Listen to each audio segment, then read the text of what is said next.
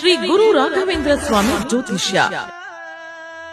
ಮಂತ್ರಾಲಯದಲ್ಲಿ ತಮ್ಮ ತಪೋಶಕ್ತಿಯಿಂದ ವಾಕ್ಯ ಸಿದ್ಧಿ ಮಂತ್ರಸಿದ್ಧಿ ಪಡೆದಿರುವ ಪಂಡಿತ್ ಶ್ರೀ ಅಪ್ಪಟಾಚಾರ್ಯರು ತಾಂತ್ರಿಕ ಜ್ಯೋತಿಷ್ಯರು. ಶ್ರೀ ಸಾಯಿಬಾಬಾ ಹಾಗೂ ರಾಘವೇಂದ್ರ ಸ್ವಾಮಿಯ ಆರಾಧಕರು. ನಿಮ್ಮ ಸಮಸ್ಯೆಗಳ ಪರಿಹಾರಕ್ಕೆ ಇಲ್ಲಿದೆ ದಿವ್ಯ ಮಾರ್ಗ.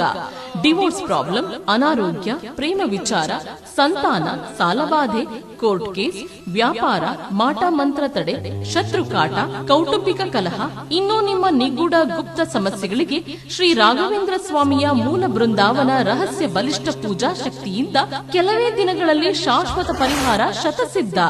ವಿಶೇಷ ಸೂಚನೆ: ಅಲ್ಲಿ ಇಲ್ಲಿ ಕೇಳಿ ಎಲ್ಲೂ ಪರಿಹಾರವಾಗದ ನಿಮ್ಮ ಸರ್ವ ಸಮಸ್ಯೆಗಳಿಗೆ ಇಲ್ಲಿದೆ ದಿವ್ಯ ಮಾರ್ಗ. ನಂಬಿಕೆಟ್ಟವರಿಲ್ಲವೋ ಈ ರಾಯರ.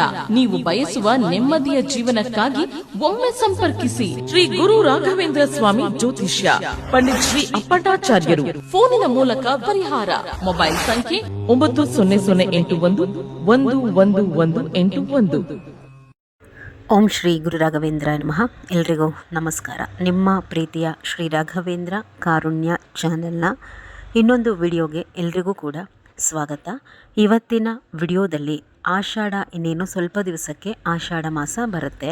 ಈ ಆಷಾಢದ ಗುರುವಾರಗಳು ನಮಗೆ ರಾಯರ ಪೂಜೆಗೆ ಶ್ರೇಷ್ಠನೋ ಅಲ್ವೋ, ಅಥವಾ ಆ ಆಷಾಢದ ಮಾಸದಲ್ಲಿ ನಾವು ರಾಯರಿಗೆ ಸಂಬಂಧಪಟ್ಟಂತಹ ವ್ರತಗಳನ್ನು ಮಾಡಬೇಕೋ ಮಾಡಬಾರ್ದು ಅನ್ನುವಂತಹದ್ದು ನಿಮಗೆಲ್ಲ ನನಗೆ ಆಲ್ರೆಡಿ ತಿಳಿಸ್ಕೊಟ್ಟ ಹಾಗೆ, ಯಾವತ್ತೇ ಆಗಲಿ ನಾವು ಒಂದು ಶುಭವಾದಂತಹ ಗುರುವಾರ ಒಂದು ಒಳ್ಳೆ ಮುಹೂರ್ತದಲ್ಲಿ ಸಂಕಲ್ಪ ಮಾಡಿಕೊಂಡು ರಾಯರ ವ್ರತಗಳನ್ನು ಮಾಡಿದ್ರೆ ಆ ಸಂಕಲ್ಪಗಳು ಖಂಡಿತವಾಗಿ ಸಿದ್ಧಿಸುತ್ತೆ ಅಂಥೇಳಿ.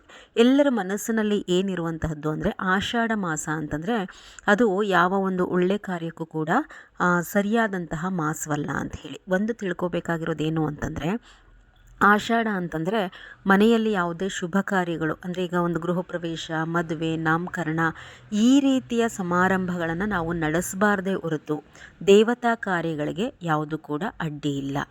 ಅದರಲ್ಲಿ ಆಷಾಢ ಮಾಸ ಅಂತಂದರೆ ಹೆಣ್ಣು ದೇವರುಗಳಿಗೆ ಅತ್ಯಂತ ಪ್ರೀತಿಯಾದಂತಹ ಮಾಸ. ಹೀಗಾಗಿಯೇ ನೋಡಿ, ನೀವು ಹೆಣ್ಣು ದೇವರುಗಳ ದೇವಸ್ಥಾನದಲ್ಲಿ ಆಷಾಢ ಮಾಸದಲ್ಲಿ ಬಹಳ ವಿಶೇಷವಾದಂತಹ ಸೇವೆಗಳಿರುತ್ತೆ.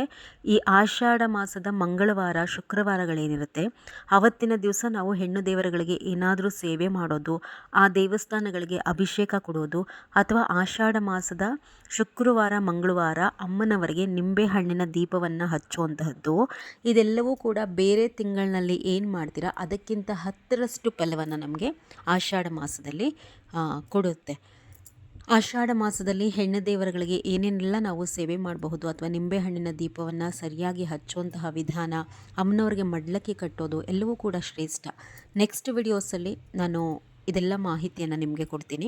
ಇನ್ನು ರಾಯರ ವಿಚಾರಕ್ಕೆ ಬರುವಂತಹದ್ದೇ ಆದರೆ ನೋಡಿ, ಈ ಆಷಾಢ ಮಾಸ ಅನ್ನುವಂತಹದ್ದು ಆಯಾ ವರ್ಷದ ಗ್ರಹಗತಿಗಳ ಆಧಾರದ ಮೇಲೆ ನಾವು ನೋಡಿದಾಗ ಈ ವರ್ಷದ ಆಷಾಢ ಮಾಸ ಏನಿದೆ ಅದು ತುಂಬ ವಿಶೇಷವಾಗಿ ಶುಭವಾಗಿ ಬಂದಿದೆ. ಆದರೆ ಆ ವರ್ಷದ ಗ್ರಹಗತಿಗಳನ್ನ ನೋಡಿದಾಗ ಕೆಲವೊಂದು ಸರ್ತಿ ಆಷಾಢ ಮಾಸ ಏನು ಅಷ್ಟೇನು ಶುಭಕರವಾಗಿ ಬಂದಿಲ್ಲ ಅಂದಾಗ ನಾವು ಕೆಲವೊಂದು ಸರ್ತಿ ವ್ರತವನ್ನು ಪ್ರಾರಂಭ ಮಾಡಿಕೊಳ್ಳಿಕ್ಕೆ ರಾಯರದು ಹೋಗಬಾರ್ದು. ಆದರೆ ಈ ಬಾರಿಯ ಆಷಾಢ ಮಾಸ ಶುಭವಾಗಿ ಚೆನ್ನಾಗಿ ಬಂದಿರೋದ್ರಿಂದ ನೀವು ರಾಯರಿಗೆ ಸಂಬಂಧಪಟ್ಟಂತಹ ಯಾವುದೇ ವ್ರತಗಳನ್ನು ಆಷಾಢದ ಗುರುವಾರಗಳಲ್ಲಿ ಕೂಡ ಮಾಡ್ಕೋಬಹುದು, ತೊಂದರೆ ಇಲ್ಲ.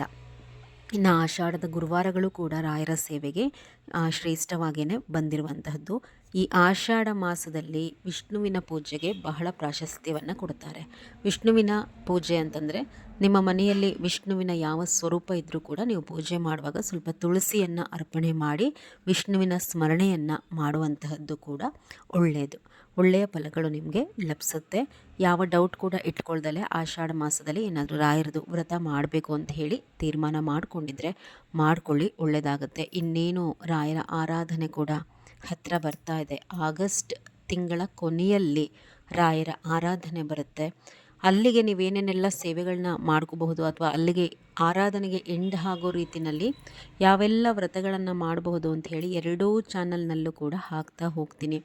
ಸೇವೆಗಳನ್ನ ಮಾಡಿ ಖಂಡಿತವಾಗಿ ಮಾಡ್ತಾ ಮಾಡ್ತಾ ಒಳ್ಳೆಯದಾಗ್ತಾ ಹೋಗುತ್ತೆ. ಯಾವುದೋ ಒಂದು ವ್ರತ, ಒಂದು ಸೇವೆ ಮಾಡಿ ಅಂದ್ಕೊಂಡಿದ್ದಾಗಲಿಲ್ಲ, ಸಂಕಲ್ಪ ನೆರವೇರಲಿಲ್ಲ ಅಂಥೇಳಿ ಕೂತ್ಕೋಬಾರ್ದು. ಅದರ ಹಿಂದೆನೇ ಆಯಾ ತಿಂಗಳುಗಳಲ್ಲಿ ಏನು ವಿಶೇಷ ಬರುತ್ತೆ ಆ ಪೂಜೆಗಳನ್ನ ಮಾಡುವಂತಹದ್ದು, ರಾಯರ ಸೇವೆಗಳನ್ನ ಮಾಡುವಂತಹದ್ದು ಮಾಡ್ತಾ ಹೋಗಿ ಒಳ್ಳೆಯದಾಗುತ್ತೆ. ನಮಸ್ಕಾರ.